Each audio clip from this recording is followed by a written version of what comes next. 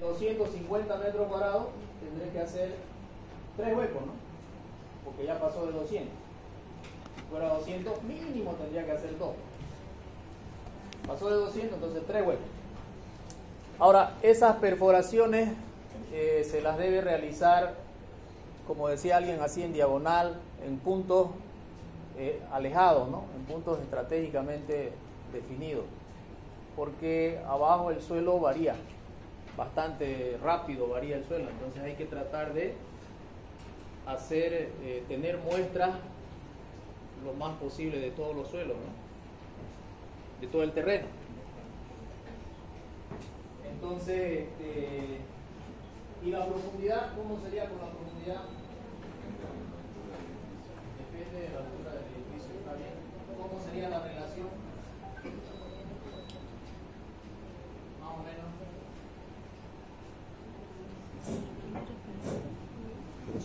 Empíricamente igual, porque no hay norma. No hay una norma que te diga, ¿sabes qué? Si tu edificio va a ser de 100 metros, tenés que hacer 100 metros de profundidad. No existe. Pero empíricamente se estila considerar por lo menos de profundidad hacia abajo 2/3. Si mi edificio es de 100 metros, tengo que profundizar mi estudio 2/3. 2/3 de 100. Estamos hablando de 66 metros, 70, digamos. 70 metros de estudio tendría que hacer para un edificio de 100 pisos. ¿Ya? De 100 metros, no de 100 pisos, 100 metros. Entonces, esos dos parámetros son empíricos. Que si ustedes conversan con Monfort, por ejemplo, que es el especialista en este tema de fundaciones de suelo, él también está de acuerdo con ese parámetro. Él habla del 70%, que está bien cerquita, 2/3, 70%, es casi lo mismo. Entonces, uno, ¿qué hace? Tenés primero el estudio, el diseño arquitectónico, ya vos vas a saber de cuántos pisos es tu edificio.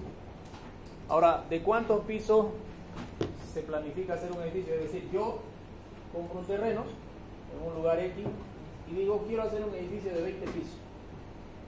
Entonces, no es así, digamos. No es primero comprar el terreno para pensar en cuántos pisos voy a hacer. Es primero saber cuántos pisos quiero hacer para luego comprar el terreno. Porque el terreno, en el lugar que se ubica, tiene su normativa en el plan regulador que regula la altura del edificio en diferentes zonas de la ciudad. Entonces uno tiene que ubicar un terreno, irse al plan regulador y averiguar bien la normativa en ese lugar hasta cuánto podés subir de altura. ¿Entiendes? Y de ahí ya decidir si te conviene o no te conviene ese terreno. ¿Cuál es tu planificación? No es al revés, ¿no? Muchas veces hay personas, digamos, no profesionales que son inversionistas, que quieren comprar, construir, alquilar, negocio, ¿no es cierto? Y se topan con un golpe fuerte ahí. Compran el terreno muy bonito, muy hermoso, se imaginan uno de 20 pisos y cuando presentan su proyecto puedes hacer solo 4 pisos. No puedes hacer más. No, que voy a coimear, que voy a ya esos son temas ya que están fuera de lugar, ¿no? Entonces lo primero que hay que hacer es verificar si en ese sitio vos podés construir la altura de piso que querés construir. En unos lugares sí vas a poder, en otros lugares no vas a poder. Para subsuelo igual está regulado. Para el subsuelo también tiene regulaciones. En el plan regulador te dicen cuántos niveles podés entrar por debajo del suelo, dependiendo del lugar y dependiendo del proyecto. Es decir, se me ocurre una locura. Bueno, me permití solamente 4 pisos, le voy a mandar 20 pisos para abajo. No podés. El plan regulador te regula eso. En los lugares donde te permite 4 pisos para arriba, no te va a dejar más que un piso para abajo. No te va a permitir. ¿Ya? Entonces eso también hay que ver. Uno de los aspectos bastante importantes de referencia son el tipo de calle que tenés en esa zona. Hay avenidas, tienen doble sentido, que son de más de 16 metros de ancho, de 20, de 50 metros de ancho, como la avenida Butch, por ejemplo. Esa avenida te permite mayor altura de edificio sobre la avenida. Ese es un tipo de vía, avenida. Hay otro tipo de vía que se llaman colectoras. Las colectoras son avenidas pequeñitas, se podría decir. Una colectora es una vía que comunica a dos avenidas importantes. Es una calle que comunica a dos avenidas importantes. Y esta colectora tiene mínimo 16 metros de ancho. Así se clasifica una colectora. En esa colectora vos podés construir acá en Santa Cruz, en esta zona, más o menos 8 pisos. 8 pisos. 16 metros de ancho, 8 pisos de alto, aproximadamente. En las avenidas de 20, 40, 50 metros de ancho ya se libera más la altura. Y en las calles, que son de 13 metros de ancho, las normales, que no son colectoras, te permiten 4 pisos y su terraza, digamos de 5 pisos. Esa es la reglamentación. Este es un valor que yo les estoy dando en pisos, pero el plan regulador lo maneja en metros. Ya son 15 metros. Entonces de esos 15 metros no puedes. Ahora, si vos vas a hacer tus pisitos de 2 metritos, puedes meterle, pues, ¿no? 7 pisos, digamos, 15 metros. La cosa es que el plan regulador lo maneja por longitud, por metro, no por piso. ¿Ya? Yo lo estoy relacionando por piso más o menos a unos 2,80, 3 metros de alto en cada piso. ¿Ok? Entonces, esos son los parámetros para el tema del estudio de suelo. Más o menos un pozo por cada 100 metros cuadrados y 2/3 de profundidad respecto de la altura del edificio que se va a proyectar para hacer el estudio de suelo, para ver qué tipo de fundación vamos a colocar y en qué estrato vamos a fundar. Eso también es importante, en qué estrato vamos a fundar. No significa que tu fundación va a estar a 2/3 de profundidad, ¿no es cierto? No significa, no estamos hablando del nivel de fundación, estamos hablando solamente del estudio de suelo. No significa que le vas a meter tu zapata a 2/3 de profundidad de la altura del edificio, eso no es así. Es solamente el estudio del suelo para definir a qué profundidad vas a realizar tu fundación. ¿Ok? Como dice acá, en este capítulo veremos algunas nociones geotécnicas y nos abordaremos en analizar los elementos estructurales de la fundación desde lo técnico del hormigón armado. Zapata, vamos a hablar de la zapata. Son cimentaciones superficiales construidas en zonas aisladas de la estructura. Son de uso muy frecuente y se emplean teniendo en cuenta los siguientes factores. Número 1. Cuando el suelo es suficientemente homogéneo para tener asientos diferenciales entre las distintas zonas de la estructura. Elemento estructural aislado, mientras más pesado, más profunda la fundación. ¿Ok? Entonces nosotros en un estudio del suelo tenemos un perfil más o menos de este tipo, donde podemos ver qué tipo de suelo tenemos, a qué profundidad tenemos ese tipo de suelo, qué espesor de estrato tiene ese tipo de suelo. El nivel freático también nos va a entregar el estudio de suelo. ¿Ya? Y con eso vamos a nosotros determinar la fundación que vamos a utilizar, el tipo de fundación que vamos a utilizar.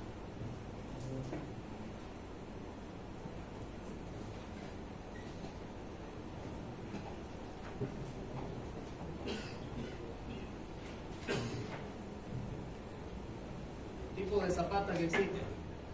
Las zapatas aisladas son aquellas que toman la carga de un solo pilar. Esta carga puede ser centrada o excéntrica. Es decir, una zapata aislada es aquella zapata que toma un solo pilar. A esa se llama aislada.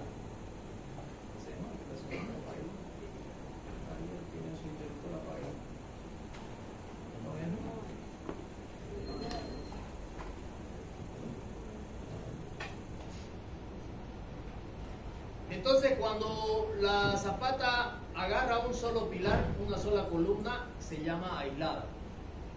Centrada, cuando la carga normal llega justo al centro de la zapata, cuando no existe un momento en la columna.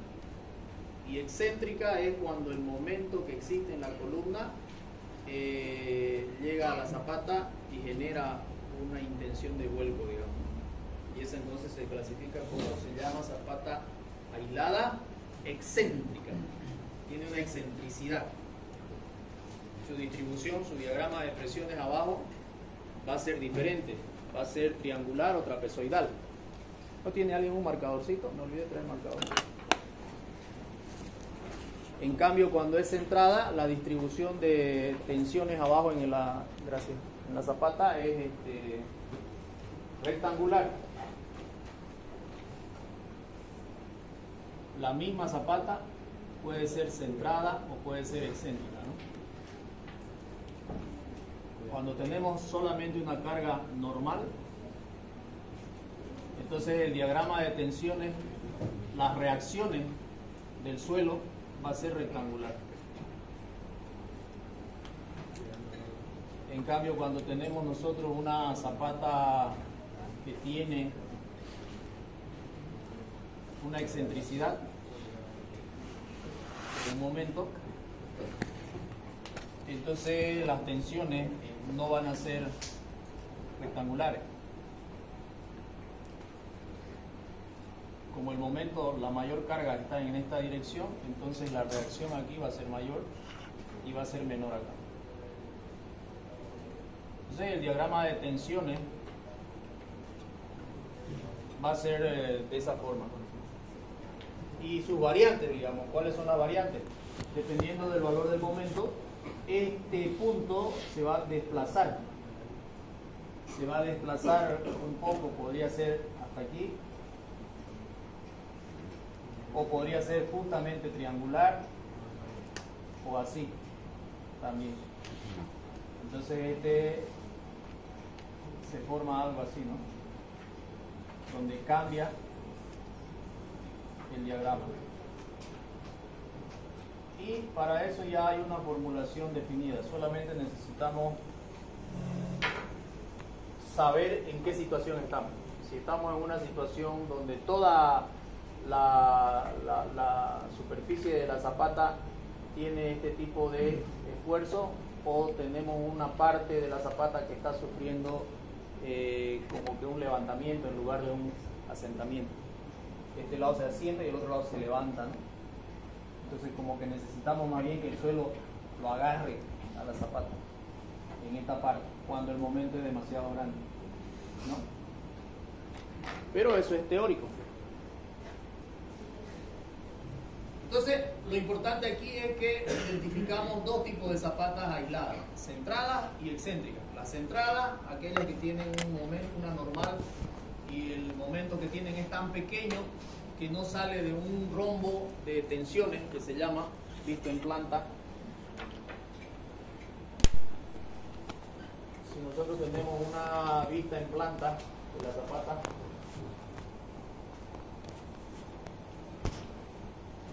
tenemos por acá la columna,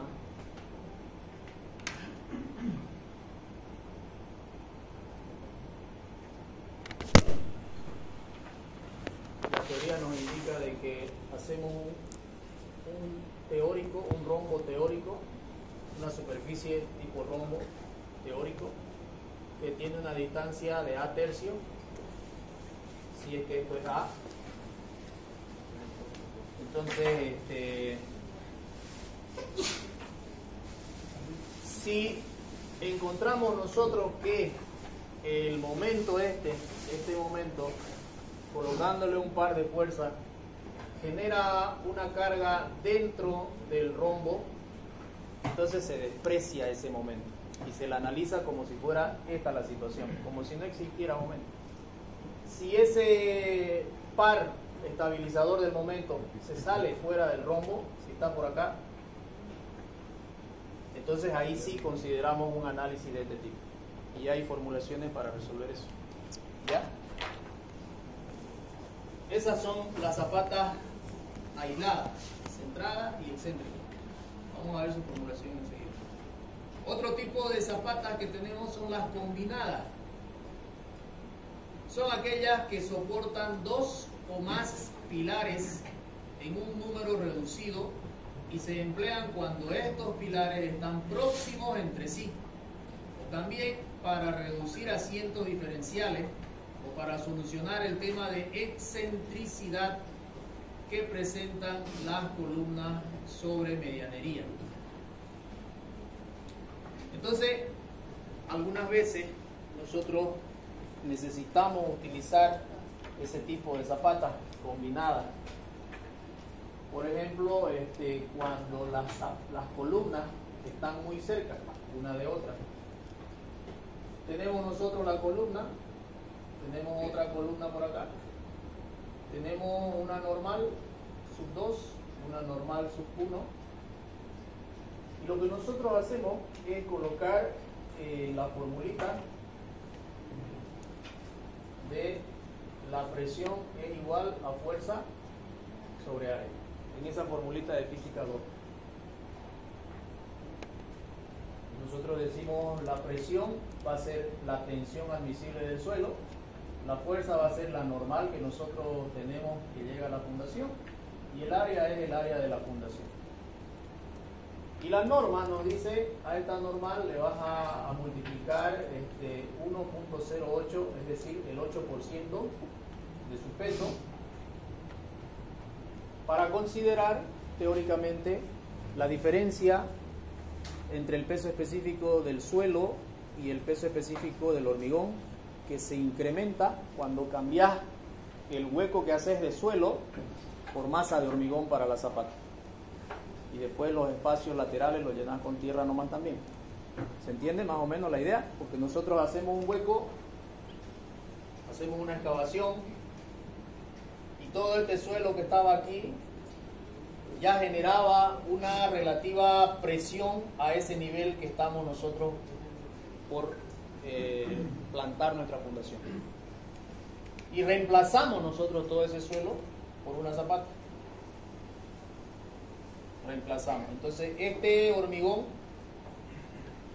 tiene un peso específico diferente que el suelo que hemos sacado. Entonces, hay una diferencia ahí entre el peso específico. Muchas veces dicen, este 8% se refiere al peso de la zapata, y no es así. No es el peso de la zapata, sino más bien es un factor cercano a la diferencia entre el peso específico del hormigón y el peso específico del suelo que estamos reemplazando aquí. Estamos cambiando una cantidad de suelo por una cantidad de hormigón, y este factor de 1.08 es aproximadamente ese valor. Por eso este factor de acá. Entonces, de esta formulita nosotros despejamos el área.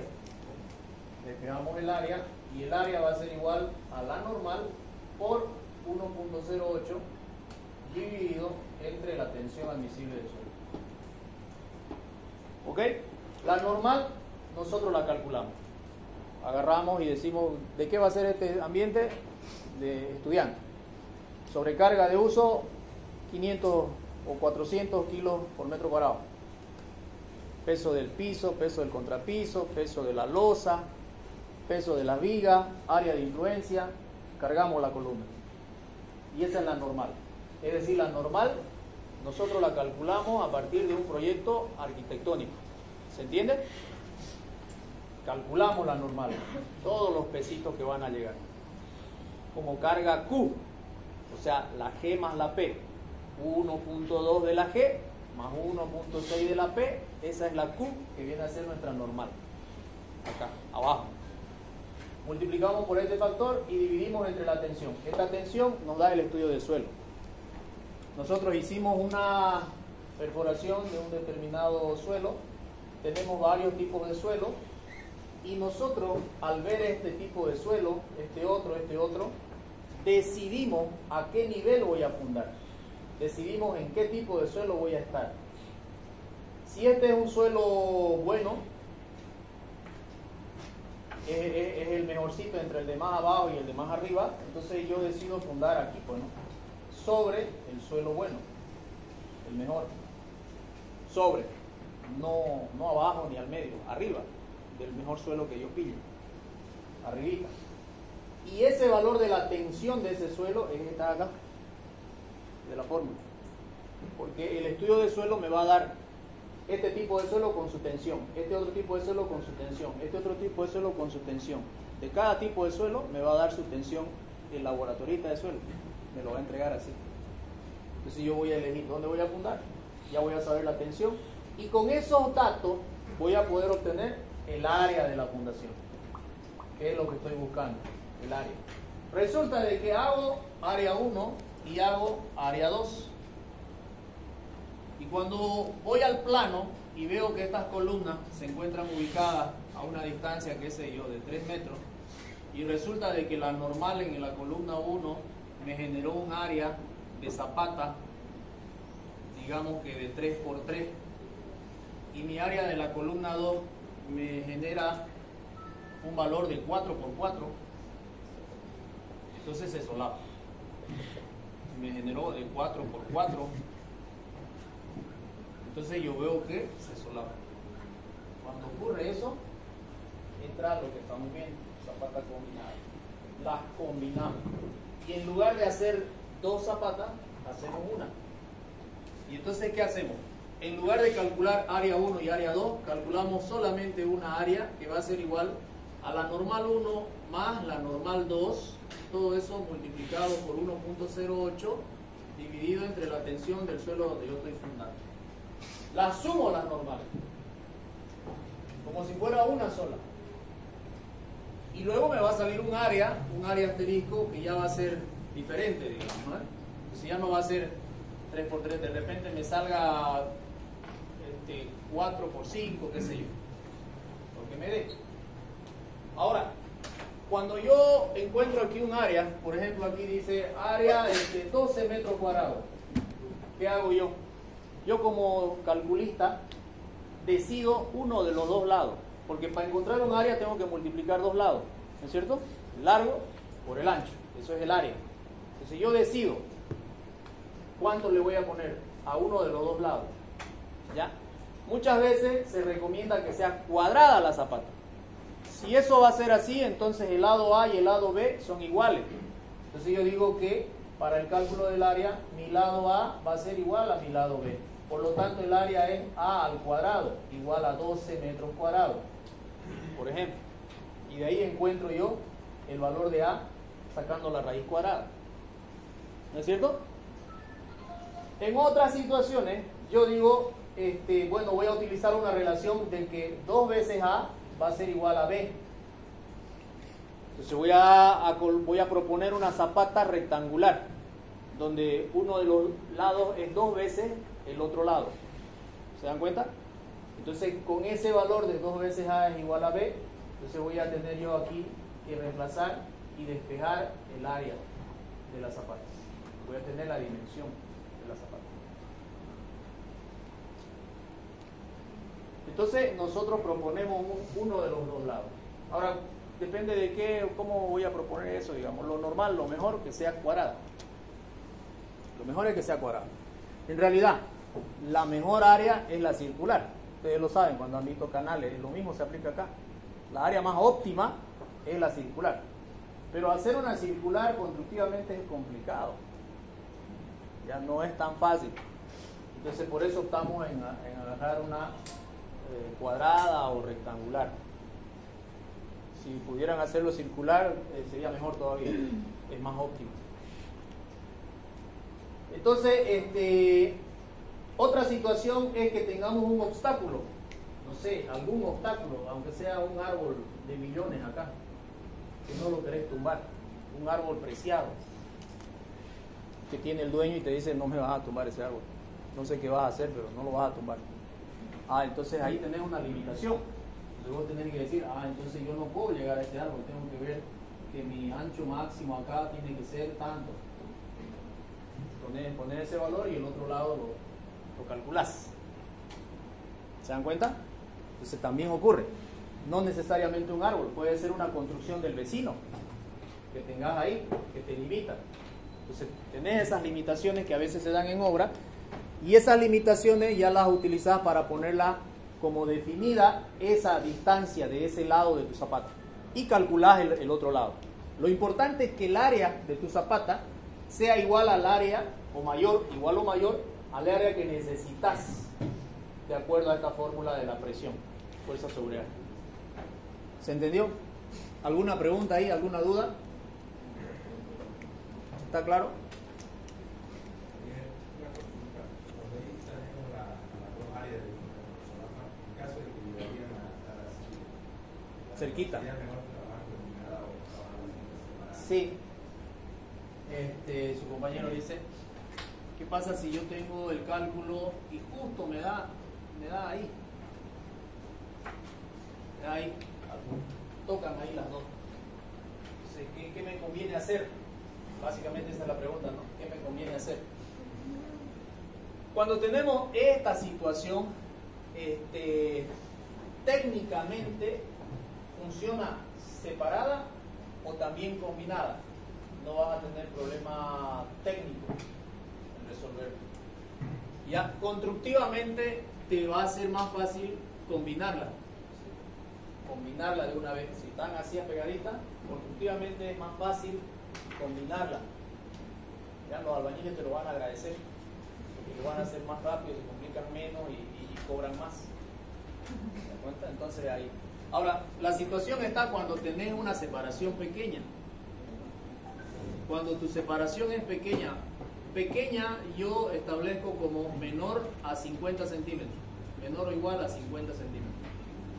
Mucho va a depender del tipo de suelo. En un suelo arenoso, dejar una hilerita de suelo de 50 centímetros, eso no es viable, se va a desmoronar. Para la izquierda o para la derecha se va a caer, ¿no es cierto? Entonces es mejor combinarla de una vez. ¿Me entiendes?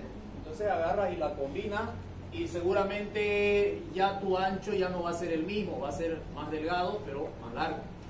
El área va a ser la misma, pero ya el ancho ya no va a ser el mismo. Entonces el hormigón que vas a gastar uniendo estos dos, lo vas a ahorrar haciéndolo más angosta la fundación.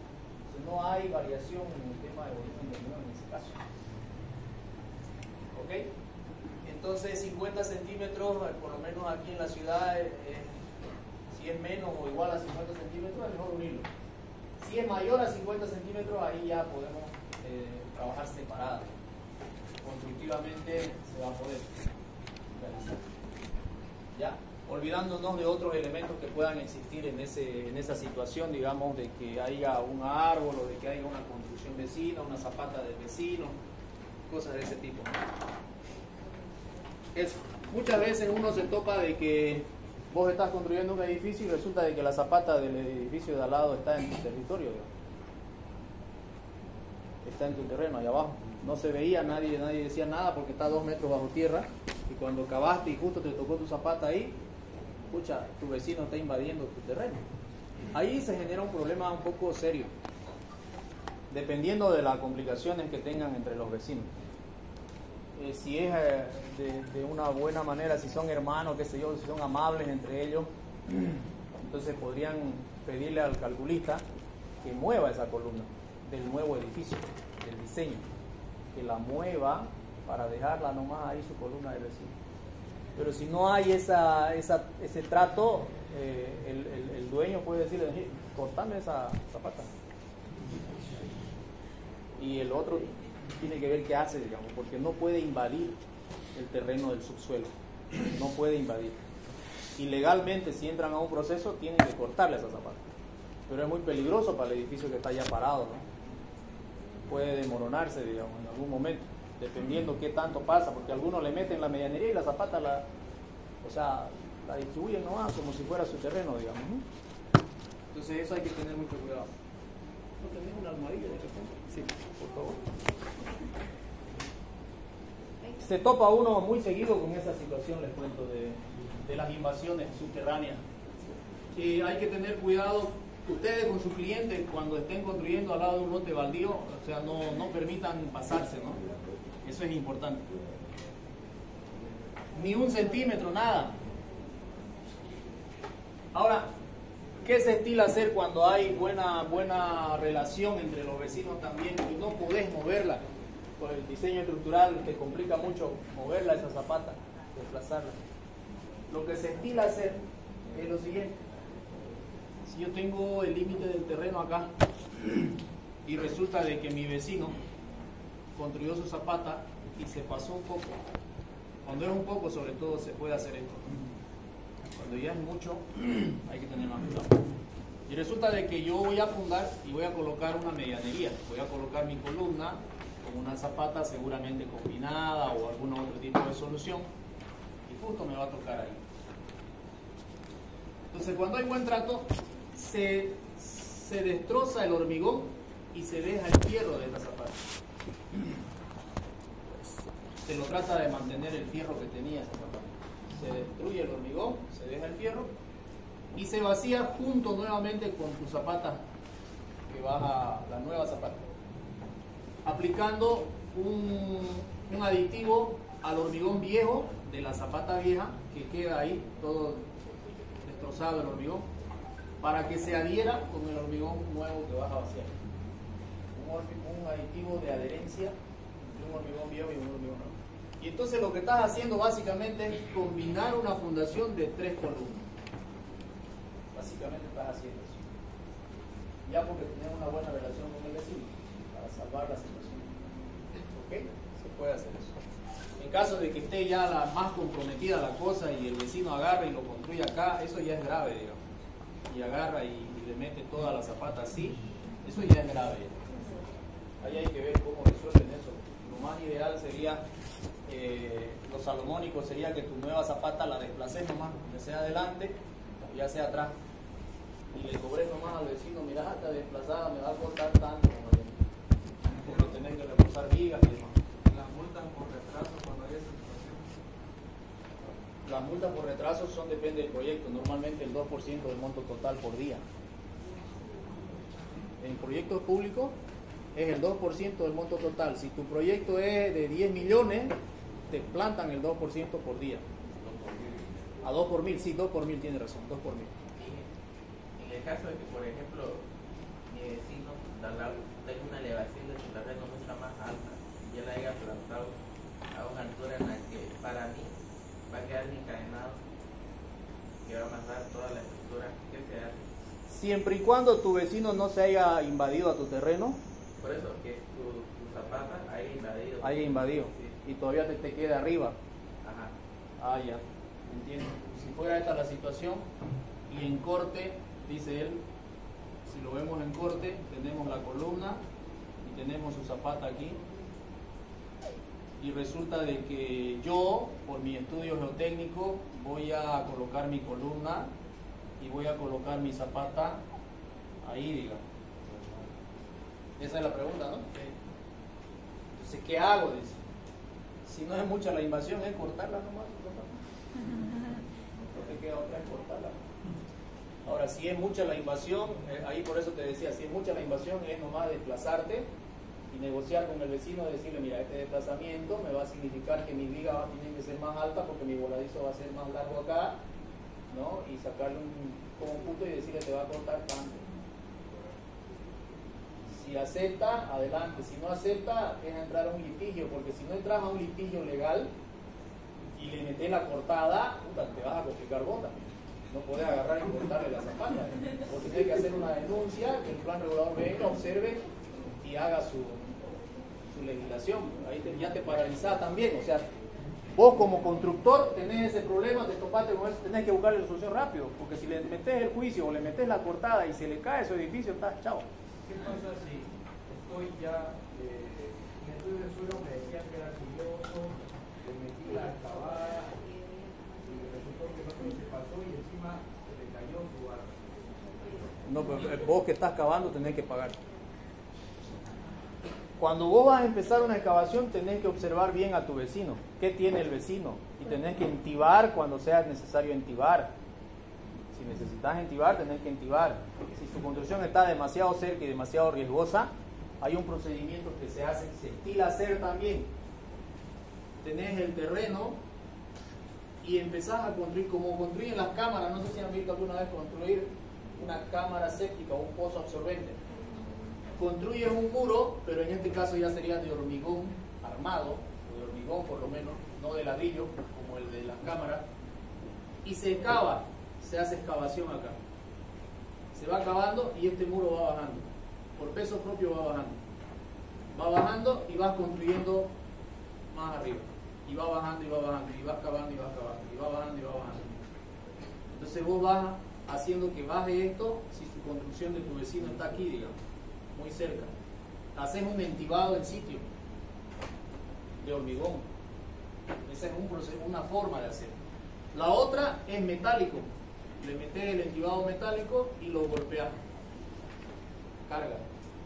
Y este entibado va a entrar. A golpe va a entrar. Y cuando vas a ir realizando la excavación acá, nunca llegas a excavar hasta el nivel del entibado, por supuesto, hasta la mitad nomás. Y seguir golpeando, para que no se te vuelque. Esa es la otra forma de hacerlo. Cuando optas por hacer este muro de hormigón, es cuando vas a tener un sótano acá y vas a tener vehículos y etcétera acá, un estacionamiento, algo abajo. Entonces este muro no es perdido, este muro te va a servir, por eso es de hormigón. Lo bajas hasta abajo, mucho más abajo de tu nivel, y ahí generas vos. Vas a calcular el empuje que tenés acá, vas a tener un empuje así de este tipo, y vos vas a calcular este momento que te genera el empuje al muro con este brazo de palanca que te va a resistir el vuelco. Y las armaduras te van a salir con ese momento. Se calcula con ese momento las armaduras del muro por metro lineal, por metro de ancho, como una viga de 1 metro, como una viga cargada lateralmente. Así se calcula eso. Entonces, cuando tenés una complicación fuerte, es mejor entibarlo, pero con hormigón armado directamente. Y vas aumentando armaduras y seguís vaciando y seguís vaciando y sigue entrando y sigue entrando. Así se hace. Depende de la complicación de lo que estás haciendo. Si no es muy complicado, si es una bardita nomás, hasta podés arriesgar, pues, ¿no? Y cavar y construir rapidito, ¿no? Si no se cae, bien, si se cae la construye de nuevo. Porque una bardita en una construcción de un edificio, o sea, no significa mucha plata también, ¿no? Tumbás la barda, construís tu muro de vos y después le construís a tu vecino su barda nueva y listo. Se acaba la barda. ¿Ok?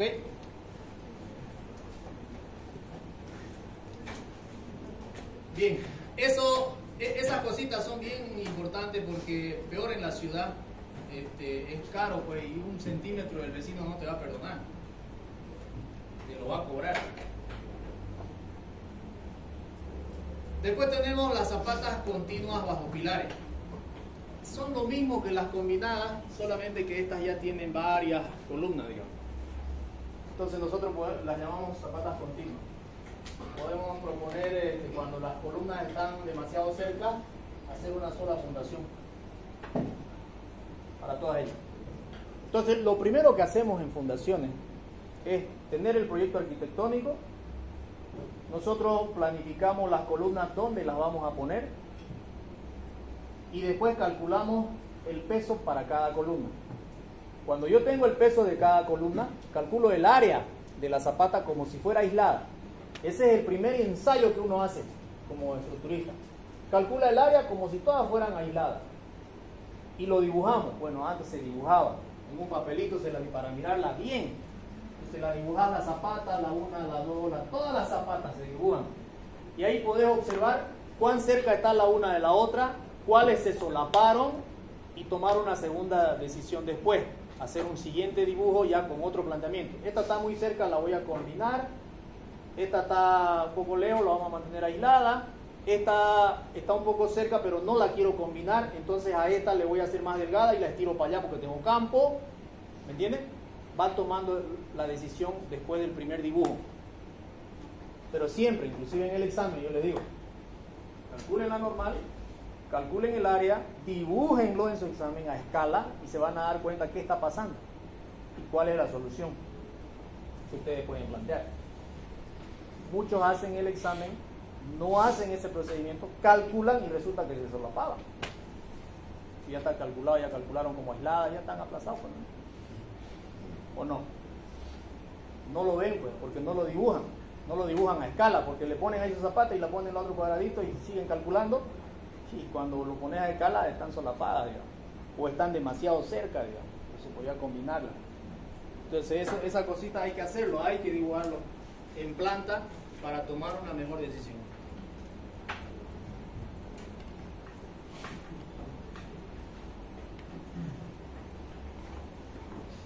tensión admisible del suelo son determinadas en base a dos condiciones.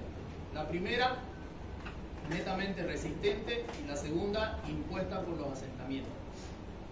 Debe ser compatible con la capacidad de deformarse de la estructura. Los coeficientes de seguridad toman valores diferentes dependiendo de los riesgos que presenta un determinado estudio. Cuando calculamos las áreas necesarias para absorber una determinada carga, lo hacemos con un dato que es conocido, que se llama tensión admisible del suelo a nivel de fundación. Y esta es la tensión admisible del suelo a nivel de fundación. ¿Okay? Y esto es lo que hacemos nosotros. La tensión admisible del suelo es igual a la normal más el factor P, que es el 1.08 ese que yo les decía, yo lo multiplico. También lo pueden poner en términos de suma, pero ya ese P va a ser, ese P ya no va a ser así. ¿Ah? 0,08 exacto, va a ser N, el P va a ser igual a 0.08 de N, así va a ser. Y entonces aquí va a ser, si es N más P, van a sumar eso, dividido entre A por B, que es el área, lo mismo que acabamos de ver. ¿Ok? Bien, con esos valores nosotros, fíjense que tenemos esta carga rectangular debajo de la zapata, y nosotros, ¿qué pasó?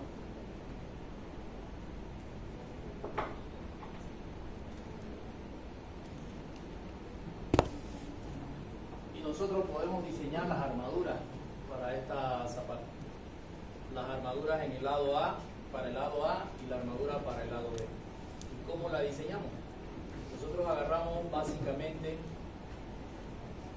dependiendo, podemos hacerlo de dos formas. Una forma es por ancho unitario y otra forma es por ancho total. ¿Ya? Entonces, si mi fundación, por ejemplo, es combinada, entonces en una dirección yo la diseño por ancho unitario. ¿Qué significa eso? Que agarro una faja de 1 metro y analizo esa faja de 1 metro.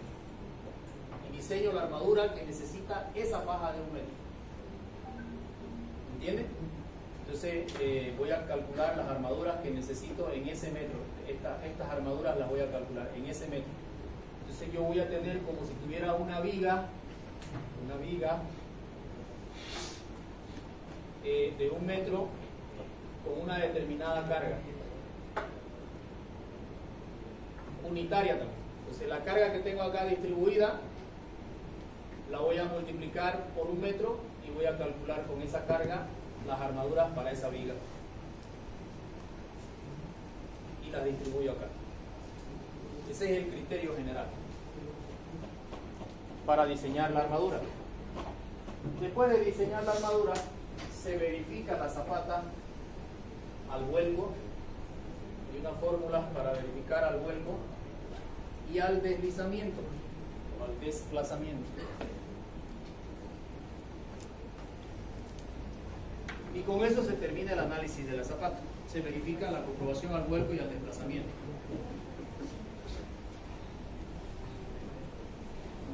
Básicamente lo que hacemos es verificar esto. Tenemos dos situaciones, un momento volcador y un momento estabilizador. Y tenemos que ver la relación entre esos dos momentos. Entonces, el momento volcador se va a dar debido a los esfuerzos de momento externo que llegan a la zapata. Se genera un momento volcador. Este momento volcador va a ser igual al momento que llega a la zapata más el cortante que pueda llegar por la altura desde la base de la zapata. Entonces si tengo un cortante aquí, un esfuerzo cortante, lo multiplico por la altura y ese me va a generar la intención de vuelco. Ese va a ser el momento volcador, el que intenta volcar. Ese es el momento más el cortante por la altura. Y el momento estabilizador básicamente es el que se puede obtener de acuerdo a su peso, al peso de la zapata. Entonces, yo estoy tomando momento en el punto A y hay un momento volcador que se da debido al momento exterior y a la fuerza cortante. Ese me intenta volcar la zapata. El estabilizador va a ser la normal más el peso de la zapata multiplicado por A medio. Ese es el estabilizador. La normal más el peso de la zapata multiplicado por A medio. Ese es el momento estabilizador. Esa relación debe ser mayor o igual a 1.5. Eso dice el eurocódigo. Debe ser mayor o igual a 1.5. ¿Ok? Si cumple eso, entonces estamos cumpliendo al vuelo. La fundación continúa el análisis. Si no cumple, lo que debemos de hacer es cambiar la geometría de la fundación, aumentar el tamaño de la fundación, porque no cumple el vuelo. ¿Ya? Normalmente cumple, digamos. Normalmente cumple. Tendría que haber un cortante extraordinario para que no cumpla. Importante, bien fuerte, por algún motivo, por alguna edificación particular que se pueda ver. ¿Ok? Y con esta formulita nosotros verificamos la adherencia, el deslizamiento. En esta formulita entran el ángulo de fricción interna y la cohesión, que básicamente lo que verificamos es pues la adherencia entre el suelo y el hormigón. Eso es lo que verificamos ahí. ¿Ok? En un ejercicio se lo va a poder entender de mejor manera.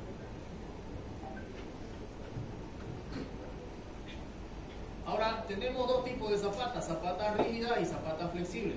Se llaman rígida si esta longitud de vuelo, esta B, es igual a 2 veces H, y se llama flexible si es mayor a 2 veces H. Si es, en el primer caso, menor o igual sería. Entonces, la longitud de vuelo, que es del borde de la columna al borde de la zapata, esa es la longitud de vuelo, la distancia esa es el valor B. Si es mayor o igual que 2 veces H, si es mayor o igual que 2 veces H, entonces se llama zapata flexible. Y si es menor que 2 veces H, entonces se llama zapata rígida. Este sería el caso. Nosotros tenemos una zapata, digamos que rígida, y podemos nosotros la misma columna diseñarla con una zapata flexible, exagerando. Entonces, básicamente la diferencia es esta distancia del vuelo, la longitud de vuelo de la zapata.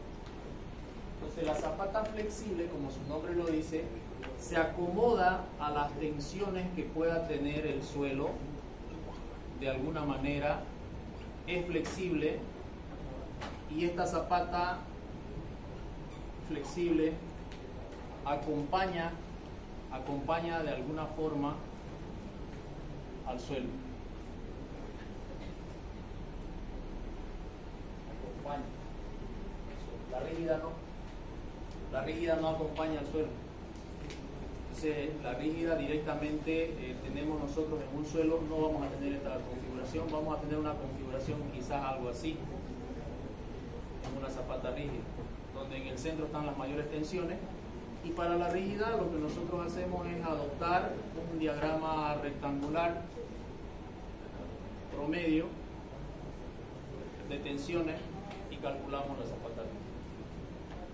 ¿Ok? Entonces estamos diciendo nosotros que la rígida no se va a acomodar a las tensiones del suelo. ¿Qué es lo que tenemos aquí?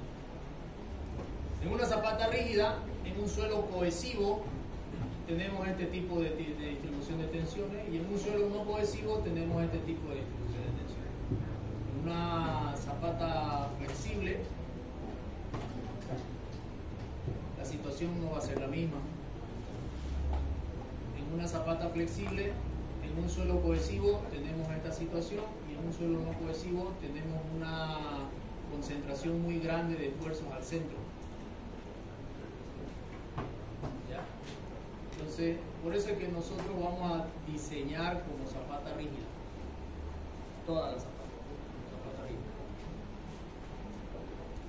Podemos ver, si la zapata es rígida, cualquiera sea el suelo, se puede admitir una distribución uniforme de tensiones a efecto de cálculo. Si es suelo cohesivo, si es suelo no cohesivo, podemos asumir una distribución rectangular, como se ve acá en el gráfico, sin mayor problema. En cambio, en una flexible no podemos asumir una diagrama de tensiones rectangulares para los suelos no cohesivos porque las tensiones son demasiado grandes al centro. Para zapata flexible, solo cuando el suelo es cohesivo se admite que la distribución real es aproximadamente igual a una distribución uniforme de tensiones. Cuando el suelo es no cohesivo, la distribución real más se aproxima a una distribución triangular de tensiones y la solución resulta antieconómica. Tendría que poner una zapatanga a tanga o de manera triangular para que absorba esos esfuerzos grandes aquí en el centro. Y constructivamente no vas a hacer un triángulo de fundación, ¿no? Tendrías que hacerlo toda recta y tendrías que absorber todo este esfuerzo. Tendría que ser bastante antieconómico. Cuando nosotros calculamos una zapata, vamos a admitir que la distribución es uniforme siempre y cuando la carga sea centrada. Porque esta es la distribución más económica, ya que estamos aprovechando el 100% de la resistencia por debajo del área de la zapata. Zapata aislada con carga centrada. Se emplean para transmitir al suelo la carga de un solo pilar sometido a compresión con carga centrada. Normalmente el área de la zapata es cuadrada o rectangular. Se debe cumplir los siguientes requerimientos. Entonces tengo yo la normal, tengo las tensiones abajo de la zapata, el factor P que viene a representar el peso propio, si se quiere, de la zapata, la altura de la zapata, la altura mayor y la altura menor, la altura del ala de la zapata.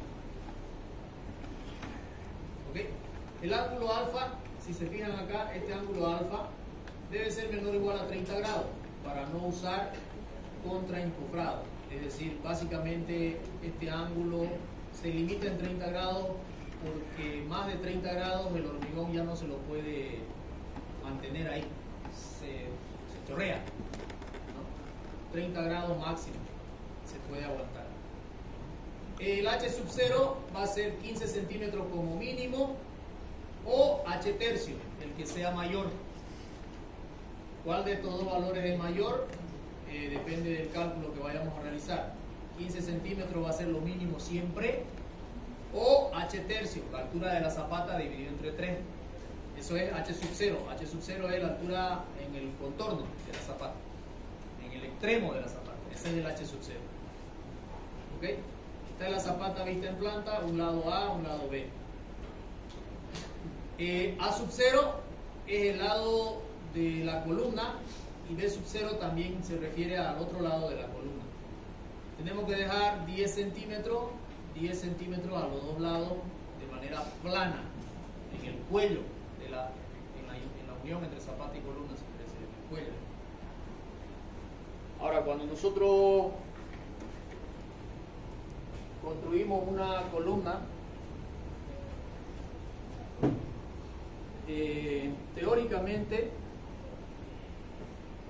la calculamos y todo con una forma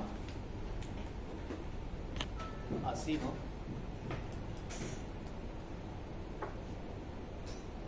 De este tipo.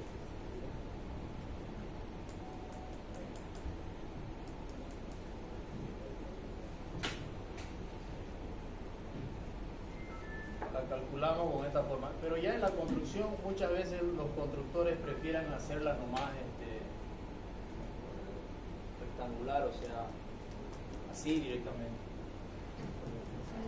Eso va a depender mucho, la hacen así los constructores por practicidad para no perder el tiempo en eso, pero va a depender mucho también de la altura de la zapata, ¿no? Si aquí tu zapata es 1,20 m y aquí te da 30, no te conviene hacer pues de 1,20 m todo. Entonces ahí sí el constructor agarra y recupera toda esta mezcla, ¿no? Porque esta mezcla teóricamente no la necesita la estructura. No necesitamos ese volumen de hormigón ahí, no se lo necesita. Entonces los fierros de la columna bajan hasta aquí y doblan. Esta otra columna y doblan. Y los fierros de la zapata obviamente están por abajo de esa. Y eso está así. Visto en planta,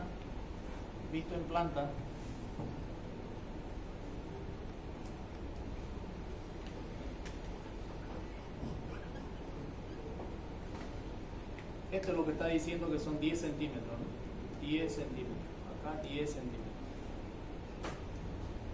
Visto en planta se va a ver algo así. Y así.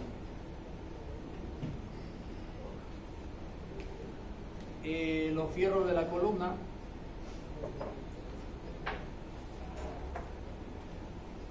bajan y van a doblar.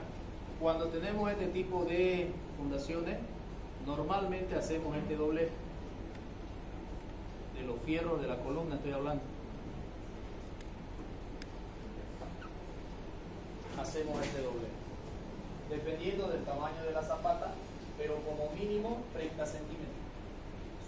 Patita del fierro de la columna, las patitas son 4 normalmente, pueden ser 6, pueden ser 9, ¿ya? Ahora si la zapata es de medianería no va a ser así, va a estar cortada acá, entonces doblamos estas dos así y las otras rectas así de la columna, ¿se entiende? Bajan y doblan así, y las de adelante bajan y doblan hacia las esquinas, mínimo 30 centímetros, y de ahí lo más largo que puedan darle, pero mínimo 30 centímetros. Y estas patitas van encima de la parrilla de la zapata. La parrilla de la zapata tiene una armadura principal y una armadura secundaria. Todas las zapatas tienen una principal y una secundaria. Algunas veces cuando es cuadradita, la armadura principal es igual a la secundaria, pero cuando es rectangular, la armadura principal es más gruesa que la armadura secundaria. ¿Sí? ¿Se dan cuenta? Y la más gruesa va a ser siempre la que es más corta, habíamos dicho, ¿no? Ese criterio de la losa, de la armadura de losa, es también para una fundación. ¿Ya? La longitud más corta va a tener la mayor armadura, esa es la principal. La longitud más larga es la secundaria. Entonces si yo tengo una fundación así rectangular, mi armadura principal es esta. Esa es la armadura principal. Y mi armadura secundaria es esta otra. Mi armadura secundaria. La principal va abajo. Si fuese cuadrada sería lo mismo. Si fuese cuadrada serían las mismas. Pues les decía, va a coincidir. Cuando sea cuadrada, va a coincidir tu armadura principal con la secundaria. ¿Cuándo no va a coincidir? Cuando sea excéntrica. Cuando tu fundación no sea centrada, tengas una carga más hacia un lado. Entonces en esa dirección tu armadura va a demandar mayor fierro.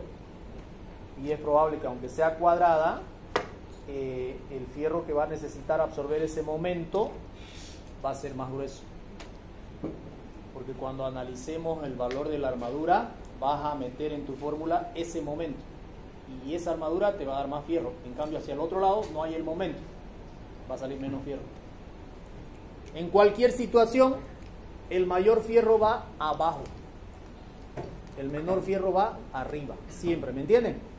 Si ustedes ven que está volcado, tienen que corregir eso. El mayor fierro va abajo, el más grueso va abajo y el menor fierro va arriba. ¿Ok? Bien, no sé si hay preguntas. ¿Alguna duda ahí?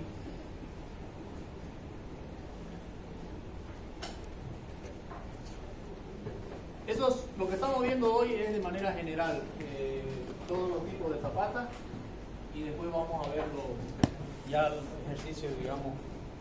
Zapata es cuadrada, A es igual que B, despejamos A, raíz cuadrada y calculamos el valor de A y el valor de B. Básicamente es lo que ya hemos charlado de esto.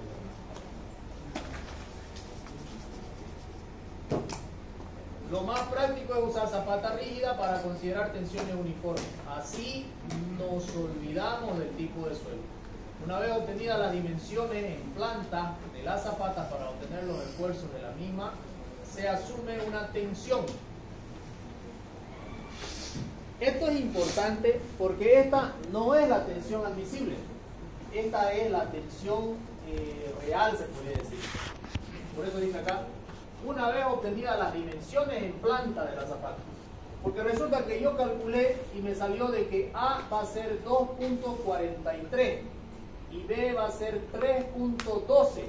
No le voy a poner esa medida a mi zapata, lo vuelvo loco al albañil.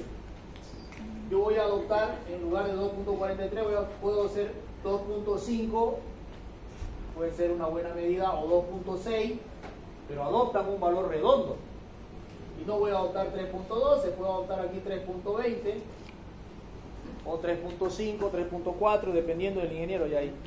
Pero siempre mayor a esos decimales. ¿Qué significa eso? Que esta área ahora ya es mayor a la área que yo necesito. Esta es el área que yo necesito y esta es el área que le estoy poniendo. Con esta área que le estoy poniendo, la tensión va a disminuir. O sea, la tensión real a la que va a estar sometida el suelo va a ser menor que la tensión que le iba a poner con estos valores. ¿Se dan cuenta? Fíjense ustedes que la fórmula dice tensión es a la normal sobre el área. Con esta fórmula, con estos datos, yo calculo un área. Y luego, esa área, supongamos que esa área corresponda a esto, y cuando yo le cambio los valores de esto, mi área asterisco ya es mayor. Al yo reemplazar aquí nuevamente calculando una tensión con el valor ya del área asterisco, ¿qué creen? Si el área es mayor, el área asterisco es mayor, ¿qué creen que va a salir la tensión? ¿Mayor o menor? Menor.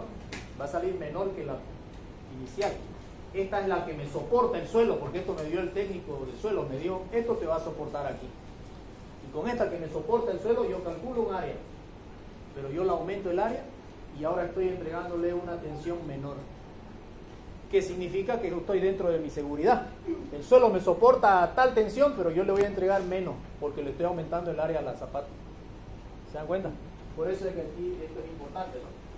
Una vez obtenidas las dimensiones en planta de la zapata, para obtener los esfuerzos de la misma, se asume una tensión sigma sub T. Esa es la sigma del terreno, esa va a ser la real, la que de verdad va a trabajar en mi edificio, no la que me dio en el laboratorio de suelo. ¿Se entiende, no? Ok. Eso es. Y es más práctico igual asumir zapatas rígidas. ¿Cuándo es lo más conveniente? Silloso. Ahí es más conveniente zapatos rígidos. Se acomodan al comportamiento del suelo. Y la arcilla hincha y deshincha, ¿no? Entonces es peligroso también, digamos, ¿no? Pero ahí podría darse la conveniencia, si querés buscarle, a ese tipo de fundaciones, sí. Se acomoda a esos movimientos del suelo.